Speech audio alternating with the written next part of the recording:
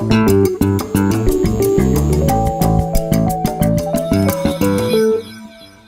men, got a powerful scripture for you, and maybe it's a simple scripture, but it's found in 2 Peter chapter 1, verse 5, where it lists a number of things that we've got to add to our faith. And it says this: "Also for this very reason, giving all diligence, add to your faith virtue."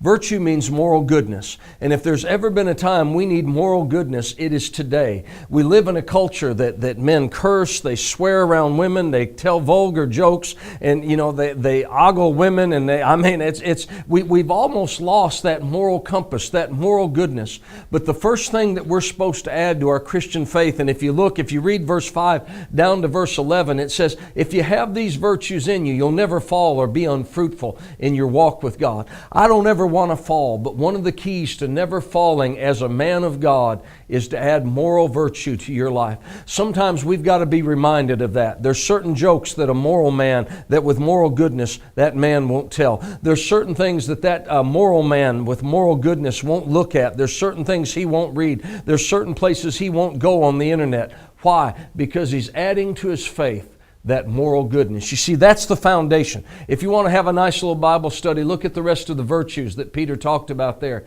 But the foundation is our faith and that moral goodness. And then everything builds on top of that. If the foundation is bad, then all the other stuff crumbles. So I want to challenge you, men. How's your moral goodness? How's your morals? Are you being moral and you're dealing with women and dealing with young women and things like that? Because that affects your life. So listen, just a quick challenge. Do a little bit of study. Take a look at your own life. Have you got moral virtue in your life? Moral goodness? Is it strong in your life? If it's not, add some more to it so you'll have a strong foundation in your walk with God.